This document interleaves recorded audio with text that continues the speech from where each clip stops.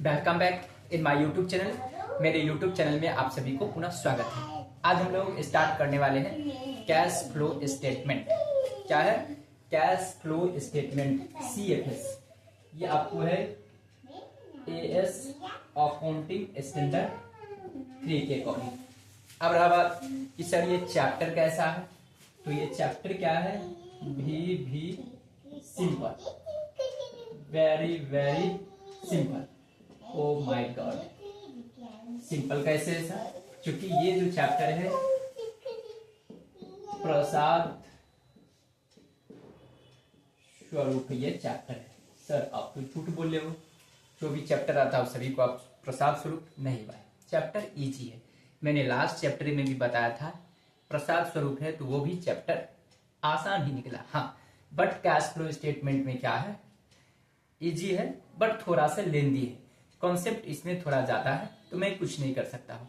मैं उसको आसान बना सकता हूँ, कॉन्सेप्ट को मैं डिक्रीज नहीं कर सकता हूँ, नहीं तो आपको क्या होगा, नॉलेज नैरो नॉलेज हो जाएगी। इसलिए जो भी चीजें इसमें कॉन्सेप्ट उसको और एक्सप्लेन करनी है अपने लोग को इजी वे से, ताकि आसानी से हम लोग समझ पाएंगे और क्वेश्चन भी सॉल्व कर पाएंगे। ठीक है, तो सबसे पहले मैं एक बार ऑन कैमरा देख ले रहा हूँ, क्या आप लोगों तक दिखाई दे रही है? नहीं। हाँ सर स्टार्ट करो। जब श्री कृष्ण जी का प्रसाद स्वरूप है तो हम लोग भी देखते हैं कि कैसा है भाई श्री कृष्ण जी का प्रसाद। तो देखिए कैश फ्लो स्टेटमेंट जो हम लोग प्रिपेयर करते हैं, तो कैसे स्टडी करते हैं, पहले उस चीज को फोकस करते हैं। तो देखेंगे इसमें हम लोग को स्टडीज क्या करना है, तो देखेंगे कैश फ्लो स्टेटमेंट में कैश फ्लो स्टेटमेंट फ्रॉम, मतलब अपने लोग को स्टडीज करनी है कहां कहां से। तो पहला cash flow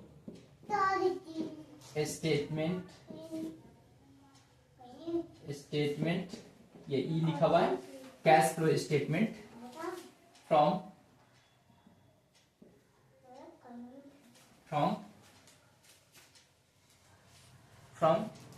cash book, from cash book दिया रहेगा, उससे हम लोग स्टडीज कर सकते हैं। दूसरा हम लोग स्टडीज कर सकते हैं cash flow statement from to balance sheet and PL accounts. ठीक है, या तीसरा हम लोग को इंफॉर्मेशन हो सकती है cash flow statement from to balance sheet. ठीक है, ये सिर्फ बनेगा इनडायरेक्ट मेथड और ये सब बनती है, ये बनती है डायरेक्ट मेथड। ठीक है, और ये जो आती है cash flow from balance sheet and statement of profit and loss से जब हम लोग बनाते हैं, तो ये डायरेक्ट भी हो सकती है और इनडायरेक्ट मेथड भी हो सकती है। बट अपने लोग को यदि टू बैलेंस शीट दिया रहेगा, तो उससे जब भी कैश फ्लो स्टेटमेंट बनाएंगे तो वो इनडायरेक्ट मेथड बनती है। अब रहा बात क्वेश्चंस मैक्सिमम कहां से आती है ग्रेजुएशन में, तो मैक्सिमम क्वेश्चन आया करता है टू बैलेंस शीट से। आपको बैलेंस शीट दिया रहेगा, प्रॉफिट एंड लॉस नहीं दिया रहेगा। अक्सर क्वेश्चन बैलेंस शीट, यानी कि 90% क्वेश्चन यहाँ से आते हैं, उसके बाद यहाँ से जाते हैं। ठीक है, अब अपने लोगों को समझना है कैश फ्लो स्टेटमेंट का मीनिंग। ठीक है, एकदम इजी वे से आज हम लोग सिर्फ और सिर्फ राइट डाउन करेंगे और समझेंगे कैश फ्लो स्टेटमेंट है क्या। ठीक है, तो समझते हैं कैश फ्लो स्टेटमेंट। ठीक है, बातें नहीं करो। तो कैश फ्लो स्टेटमेंट यहां पे लिखेंगे cash flow statement. Cash flow statement means it's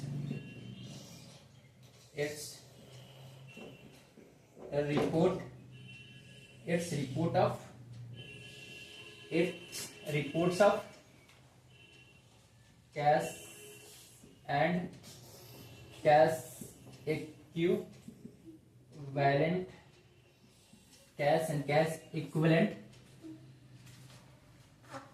cash and cash equivalent from reports of cash and cash equivalent from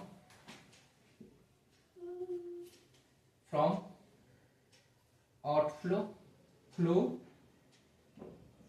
of cash and flow of cash and flow of cash and cash flow of cash and cash flow of cash and cash equivalent cash and cash flow of cash and cash equivalent between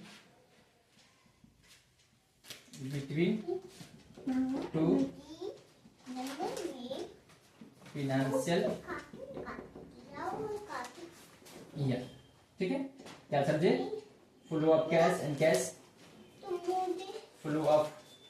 cash equivalent between to financial year. जो दो financial year के बीच जो cash का inflow and outflow होती है उसको बोला जाता है कैश फ्लो स्टेटमेंट। ठीक ना। फिर कहा गया it is prepared on as part of final accounts। ये एक प्रकार के फाइनल अकाउंट्स का क्या है? पार्ट्स है। क्या समझे? It is prepared on as part of final account. It is prepared on, sorry यहाँ पे ऑन होगा। इट इज प्रिपेयर्ड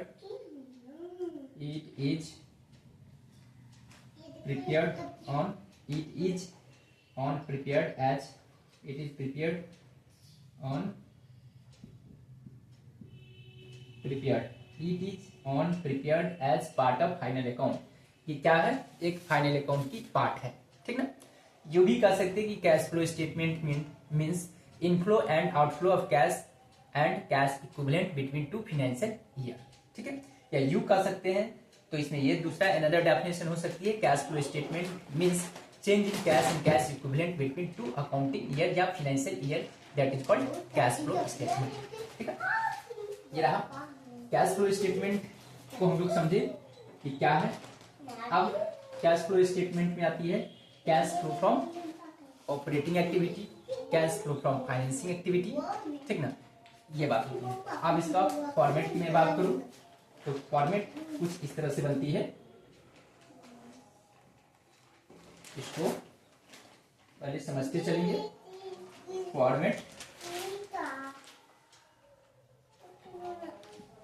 फॉर्मेट में पहला होगा cash flow from operating activity, जो भी cash flow from operating activity आएगा वो। ठीक है, दूसरा cash flow from investing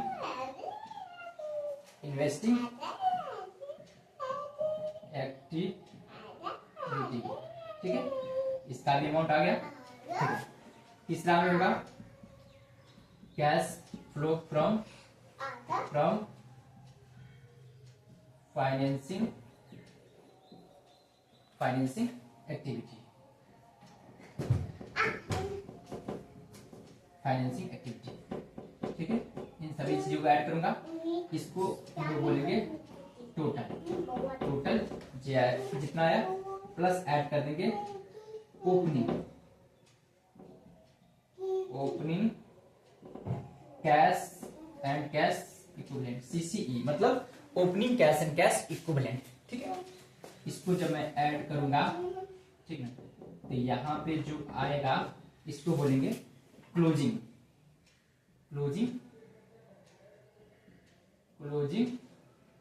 cash and cash equivalent. ठीक है, एक बार मैं फिर ऑन कैमरा देख ले रहा हूं, क्या आप लोगों को दिखाई दे रही है? ठीक है सर, एकदम एक्यूरेट दिखाई दे रही है। थोड़ा सा कैमरा मैं इधर कर दे रहा, एकदम इजी वे से समझना है, क्योंकि ये श्री कृष्ण जी का प्रसाद स्वरूप। हाँ सर, हम लोग को इजी वे से समझ में आ रही है। एकदम थियोरेटिकल पोर्शन समझेंगे ताकि प्रैक्टिकल इजी वे से हम लोग बना सकते हैं। अब समझनी है ये कि ऑपरेटिंग एक्टिविटी का कैलकुलेशन कैसे होती है, वो क्या है। तो देखेंगे यहाँ पे लिखेंगे कैश फ्लो फ्रॉम, क्या है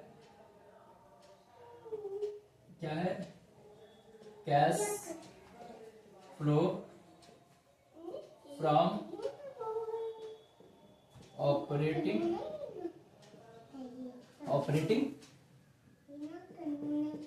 एक्टिविटी। ठीक है, cash flow from operating activity का मतलब क्या होगा, तो इट मीन्स कहता है it means cash and cash equivalent, it means cash and cash equivalent from, it means cash and cash equivalent from principal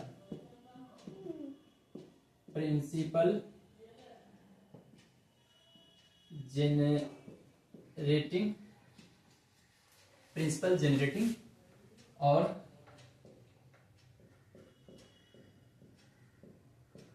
producing activity. ठीक है, क्या कहते हैं, it means cash and cash equivalent from principal generating और producing activity. ठीक है, ये समझे, ये एक प्रकार के प्रिंसिपल रेवेन्यू जनरेटिंग एक्टिविटी है। ठीक ना, फिर कहता है इट इंक्लूड्स फॉर एग्जाम्पल्स। ठीक है,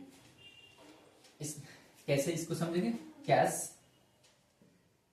सेल्स, जो भी कैश सेल्स हो रही है वो इसमें जाएंगे, कैश कलेक्टेड फ्रॉम डेटर, जो भी डेटर से कैश कलेक्शन हो रही है। ठीक है, उसके बाद कैश पेड टू एम्प्लॉय को जो पैसा पेमेंट हो रही है, ठीक है, वो जाएंगे। ठीक है, ये माइनस में रहेंगे क्योंकि जो पैसा जाती है उसको हम लोग लिखते हैं माइनस में। ठीक है, cash paid to employees, cash purchase, जो भी कैश परचेज हो रही है, कैश परचेज, जो भी कैश के रूप में परचेज हो रही है। उसके बाद कैश पेड टू सप्लायर या क्रेडिटर्स को जो भी पेमेंट हो रही है, ये हुआ कैश पेड टू सप्लायर या क्रेडिटर हो गया। ठीक है, इन तमाम चीजों को इसमें हम लोग लिखते हैं और ये जो रेवेन्यू जनरेट होगी इसको बोलेंगे cash flow from operating activity, cash flow from operating activity. ठीक है, इन सभी को जब ऐड करेंगे तो ठीक है। अब दूसरा क्या है, cash flow from investing activity. अब चलते हैं, समझते हैं cash flow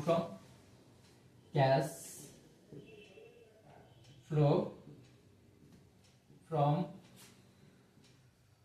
investing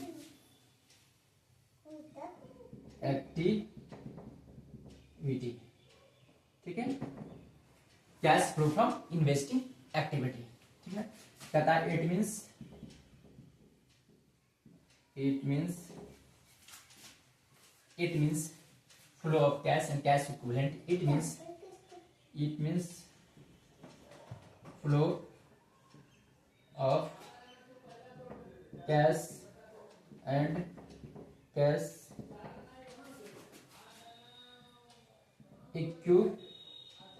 equivalent, it means flow of cash and cash equivalent from acquisition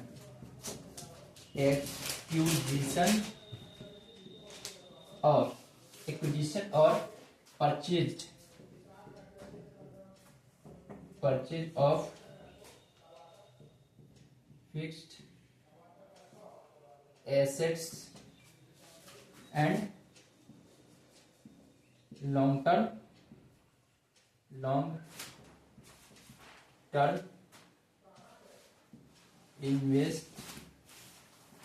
investment. ठीक है, कहता है it means flow of cash and cash equivalent from acquisition या purchase of fix assets and long term investment.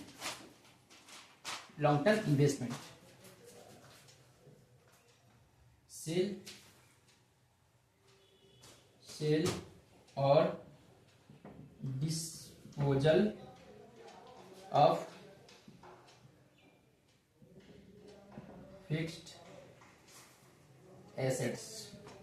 ठीक है, disposal of fix assets. एक बार मैं फिर ऑन कैमरा देख लेता हूं, क्या आप लोग सही से समझ पा रहे हैं? कैश फ्लो फ्रॉम, ठीक है, आप लोग देख पा रहे हैं, और फिक्स्ड एसेट्स। ठीक है, इसको हम लोग फिर कहता है इट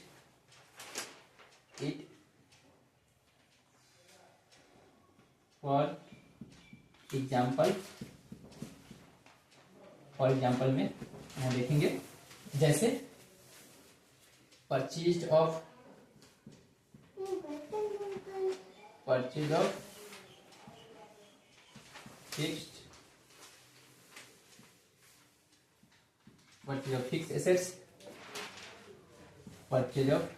फिक्स्ड एसेट्स, ठीक है, cell of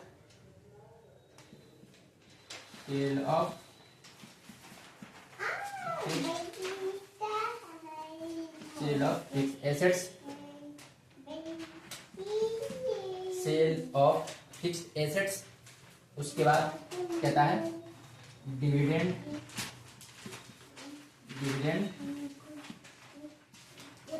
receipt, interest receipt, rent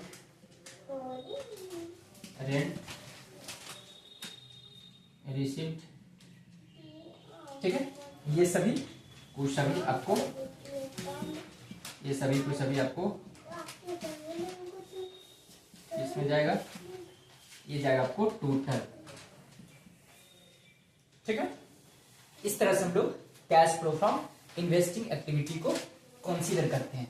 अब तीसरा आया cash flow from financial activity. इसको आप लोग नोट कर लेंगे। अब मैं इसको मिटा रहा हूं, उसके बाद फिर आगे हम लोग बढ़ेंगे। हाँ सर, इसको आप मिटा दो।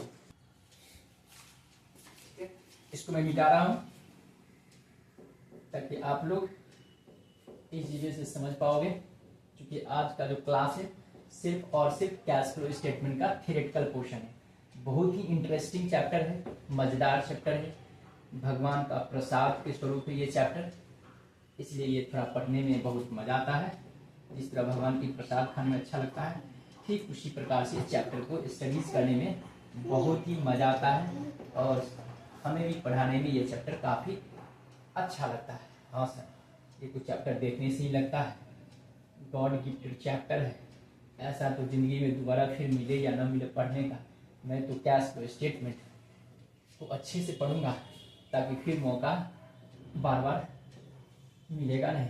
हाँ बच्चे, तुम लोग तो अब समझदार हो गया है। ठीक, अब हम चलते हैं, थोड़ा सा हम लोग देखते हैं cash flow from financing activity पे बात करेंगे। ठीक है, कैश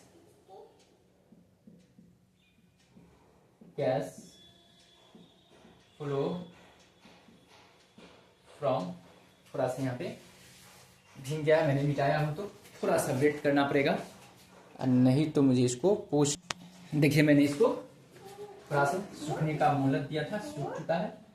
यहाँ पे मैं लिखूंगा cash flow from financing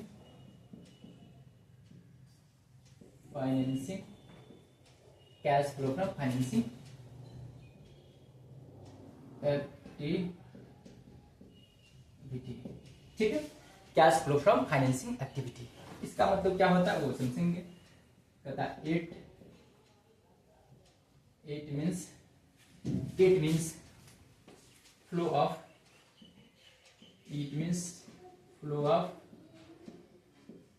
cash and it means flow of cash and cash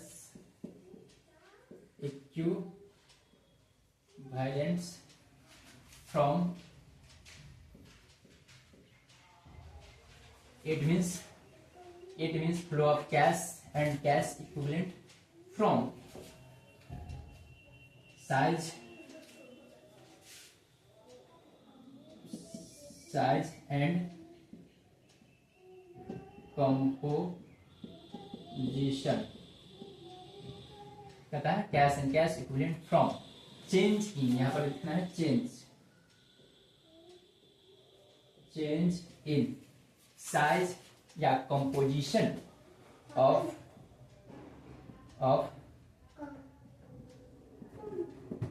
capital और लोन कैपिटल और लोन। ठीक है, क्या समझे? कैश ये कहता है it means flow of cash and cash equivalent from change in size और कंपोजिशन ऑफ कैपिटल और लोन, यानी कि कैपिटल और लोन को साइज और कंपोजिशन में जो चेंज करेगा उन तमाम आइटम को हम लोग लिखेंगे cash flow from financing activity. जैसे कहता है फॉर एग्जाम्पल के लिए मैं बताऊंगा। एग्जाम्पल में जैसे issue of shares and debentures, share and debentures, issue of shares and debentures. उसके बाद कहता है लोन या बोरोइंग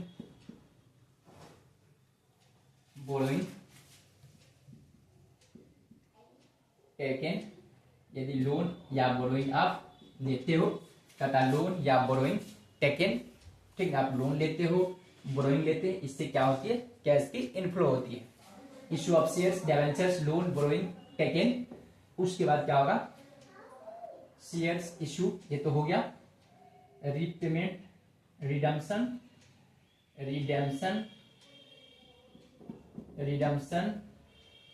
ऑफ डिवेंचर, यदि डिवेंचर को रीपेमेंट करेंगे, रिडम्पशन ऑफ डिवेंचर्स, इसको रीपेमेंट करेंगे तो इससे भी पैसा जाएंगे, redemption of debentures. Repayment of loan, repayment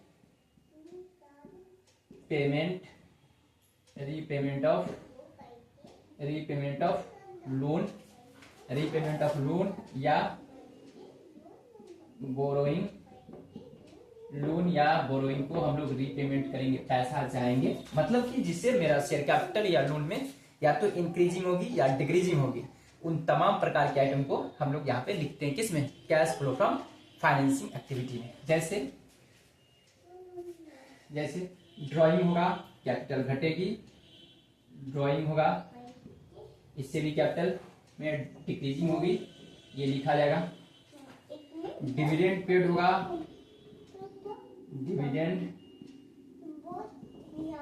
होगा, इंटरेस्ट पेड होगी, इंटरेस्ट रिसीव्ड हो गई, वो ऑपरेटिंग में जाएगा। इसी को याद रखेंगे, क्योंकि डिविडेंड शेयर होल्डर को देंगे, मतलब शेयर से रिलेटेड, मतलब कैपिटल से रिलेटेड खर्चा है। इंटरेस्ट पेड होगी, ये लोन से रिलेटेड एक्सपेंसेज है, इसलिए हम लोग लिखेंगे इसमें cash flow from financing activity में। बट वही होगा, डिविडेंड रिसीव्ड, इंटरेस्ट रिसीव्ड और रेंट रिसीव्ड होगी तो ऑपरेटिंग में जाएगा। क्यों? क्योंकि वो इन्वेस्टमेंट से रिलेटेड इनकम होती है।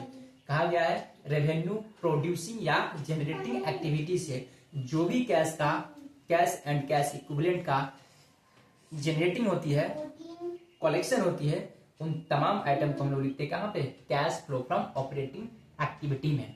तो आप हमेशा समझेंगे कि जब डिविडेंड पेड होती है किसको दिया जाता है, वो शेयर होल्डर्स को दी जाती है, इसलिए ये शेयर से रिलेटेड है तो पेमेंट यहाँ लिखा जाएगा। डिविडेंड कहाँ से आएगा, जब कोई कंपनी इन्वेस्टमेंट करती है, जब कोई कंपनी इन्वेस्टमेंट करती है तो इन्वेस्टमेंट जो शेयर्स वगैरह करती है तो वहां से उस कंपनी को डिविडेंड मिलते हैं। इसका मतलब क्या हुआ, वो इन्वेस्टिंग एक्टिविटी का आइटम है, ठीक ना, तो वो इन्वेस्टिंग में चला जाता है, ठीक ना। उसके बाद इंटरेस्ट पेड है, तो इंटरेस्ट किसको पेमेंट करना पड़ेगा, जब कोई कंपनी लोन या बोरोइंग लेती है कोई थर्ड पार्टी से तो उसे पे करनी पड़ती है इंटरेस्ट उसके सर्विस के बदले में।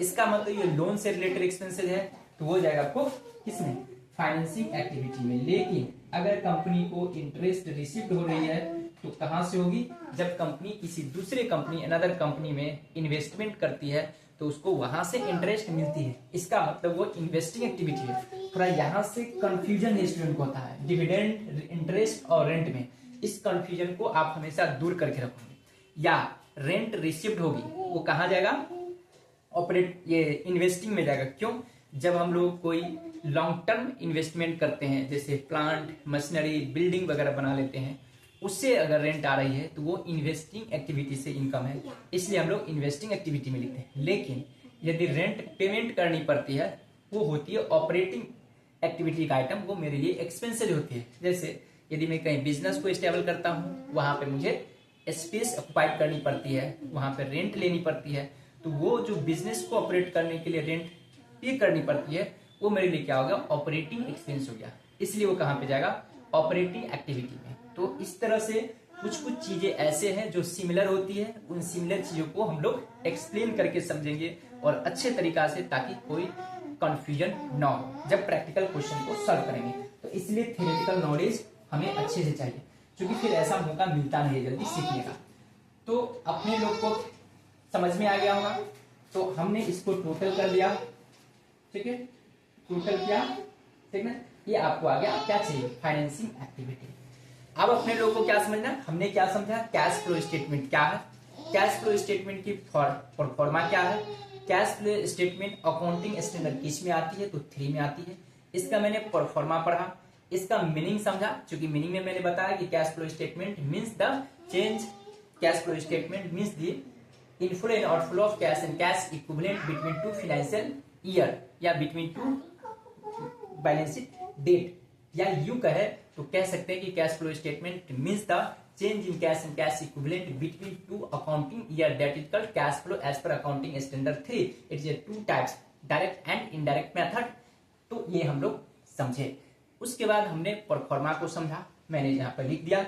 उसके परफॉर्मा में जाती है operating activity, investing activity and financing activity. फिर हमने समझा investing, financing, operating activity. Operating activity मैंने लिखाया, operating activity means the cash and cash, operating activity means the flow of cash and cash equivalent from principal revenue producing और generating activity. It includes, क्या था इसमें include, तो मैंने यहाँ पे लिखवा दिया। उसके बाद मैंने इन्वेस्टिंग एक्टिविटी को डिफाइन किया, उसको मैंने लिखवाया, it means flow of cash and cash equivalent from acquisition and purchase of fixed assets and long term investment. मतलब ये कि इन्वेस्टिंग एक्टिविटी वैसी एक्टिविटी को बोला जाता है जहां से कैश फ्लो होती है। फ्लो का मतलब इनफ्लो और आउटफ्लो दोनों हो सकती है। कहां से, जो लॉन्ग टर्म इन्वेस्टमेंट या फिक्स्ड एसेट्स को एक्विजिशन या परचेज, मतलब फिक्स एसेट्स को हम लोग परचेज करते हैं या एक्वायर करते हैं, या उस फिक्स एसेट्स को क्या करते हैं, सेल और डिस्पोजल ऑफ फिक्स एसेट्स, ठीक ना, या उस फिक्स एसेट्स को हम लोग डिस्पोज कर देते हैं, सेल कर देते हैं, बेचते हैं, उससे भी हमें क्या आती है, कैश का इनफ्लो होती है, ठीक ना। जैसे मैंने एग्जांपल में लिखाया, जैसे परचेज ऑफ फिक्स एसेट्स, ठीक है, मैं परचेज करूंगा तो कैश की आउटफ्लो होगी, ये माइनस में जाएंगे। Sale of fix assets, cash inflow होगी, इसको मैं प्लस में लिखूंगा। डिविडेंड रिसीव्ड होगी, पैसा आएंगे तो प्लस में जाएगा। इंटरेस्ट रिसीव्ड होगी, प्लस में जाएगा। रेंट रिसीव्ड होगा। इस तरह से हम लोग कैश फ्लो स्टेटमेंट में जो 3 एक्टिविटी होती है, उन 3 एक्टिविटी को हम लोग डिस्कस करना। अब अपने लोगों को समझना है कि कैश एंड कैश इक्विवेलेंट का मतलब क्या होता है, तो उसको भी मैं लिखा रहा हूँ, एकदम इजी वे से समझनी है। तो देखिए कैश, मैं इसको शॉर्टकट में लिखता हूँ CCE, ठीक ना, CCE मतलब cash flow, cash and cash equivalent means, ठीक ना, इट मींस, ठीक है, it means cash and cash equivalent means cash in hand, cash in hand, ठीक ना, cash at bank, cash at bank, except हमेशा याद रखेंगे, एक्सेप्ट ओवरड्राफ्ट। ओडी में लिख रहा हूं शॉर्टकट में, आप लोग ओडी का मतलब ओवरड्राफ्ट समझेंगे क्योंकि आप कॉमर्स के स्टूडेंट है। ओडी का मतलब overdraft. Cash at bank include होगी लेकिन ओवरड्राफ्ट को एक्सक्लूड कर देंगे, ठीक है। इसको हम लोग करेंट लायबिलिटीज को ट्रीटमेंट करेंगे, ठीक है। It means cash in cash, cash in hand, cash at bank, except overdraft. उसके बाद क्या है, एंड मार्केटेबल सिक्योरिटी, एंड इसको मार्केटेबल सिक्योरिटी बोलिए या एंड शॉर्ट टर्म इन्वेस्टमेंट, क्योंकि लॉन्ग टर्म इन्वेस्टमेंट यहां पे जाती है इन्वेस्टिंग एक्टिविटी में, ठीक ना। तो एंड क्या है, and short term, and short term investment, short term investment, and short term investment, and short term investment.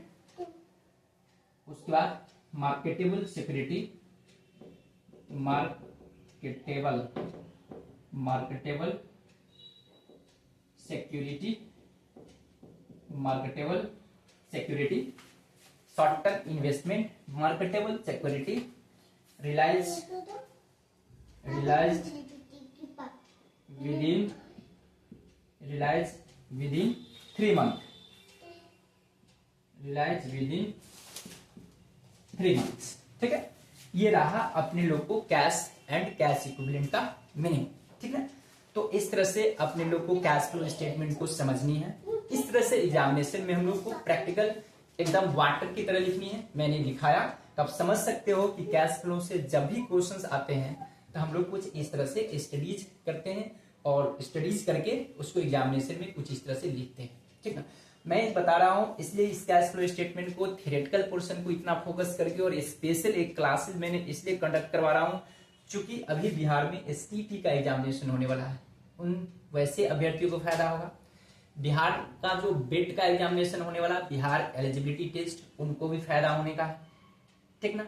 या झारखंड का जो जेट का एग्जामिनेशन होने वाला है उनको भी एडवांटेज होगा, क्योंकि जब भी कंपटीशन में पूछी जाती है तो थोड़ा सा डेप्थ में होती है, वो कुछ भी पूछ सकती है आपको, ठीक ना। इसलिए थोड़ा थियोरेटिकल पोर्शन पे मैंने थोड़ा सा फोर्स करी है, ठीक ना। और साथ ही साथ कॉन्सेप्ट का भी तो जरूरी है। जब अपने लोग को पढ़ाना पड़ेगा तो ज्ञान की आवश्यकता पड़ेगा। या आप ग्रेजुएशन करते हो तो एग्जामिनेशन में भी पूछा जाता है what do mean by cash flow statement, ठीक ना। पूछ सकता है ऑपरेटिंग एक्टिविटी का मतलब क्या है, उसका प्रोफार्मा बनाओ। इन तमाम प्रकार की क्वेश्चंस हम लोग को एग्जामिनेशन में पूछा जाता है। तो मैं कंबाइंड बता रहा हूँ, ऐसा नहीं कि स्पेशल 11th 12 वाले स्टूडेंट के लिए, ग्रेजुएशन वाले के पीजी, ऐसा कुछ नहीं। ओवरऑल सभी के लिए मैंने बताया हूँ, क्योंकि 0 से मैंने स्टार्ट करी है और ऊपर तक जहां तक होगा पीजी लेवल, ठीक ना। जो भी यूजीसी नेट वगैरह का जो एग्जामिनेशन देते हैं उन तमाम स्टूडेंट के लिए है। इसलिए मैंने एक एक आइटम को यहाँ पे एक्सप्लेन करी, क्योंकि कैश एंड कैश इक्विवेलेंट ये छोटी आइटम है, मैंने इसको भी एक्सप्लेन किया, ठीक ना। तो इस तरह से आप इसको मोर एंड मोर स्टडीज करोगे, प्रैक्टिस करोगे तो आप आसानी से क्वेश्चन को समझ पाओगे। इस चैप्टर का कॉन्सेप्ट क्या कहता है, बेसिक्स क्या है। अब मैं नेक्स्ट जब क्लासेज में आऊंगा तो इसको थोड़ा सा मैं प्रैक्टिकल पे आऊंगा ताकि आप लोग बना पाओगे। अब आप लोग को समझ में आ रहा होगा। और हमेशा याद रखेंगे एग्जाम में कभी कभी ये भी पूछ देता है कि कैश फ्लो स्टेटमेंट क्या ये पार्ट है फाइनेंशियल स्टेटमेंट का, तो ये फाइनेंशियल स्टेटमेंट का पार्ट है। इसलिए मैंने डेफिनेशन में भी लिखा था it is prepared as a part of financial statement और फाइनल अकाउंट, ठीक ना। ये भी पूछा जाता है cash flow statement accounting standard किसके अकॉर्डिंग बनाई जाती है, तो 3 के अकॉर्डिंग बनाई जाती है। आई होप कि आप लोग को ये बातें समझ में आ रही होगी। ये चैप्टर का कॉन्सेप्ट जो है, बैकग्राउंड है, आप लोग इसी बेसिस समझ गए होंगे। अब नेक्स्ट वीडियो के लिए आप लोग वेट करें। Okay, bye bye, have a nice.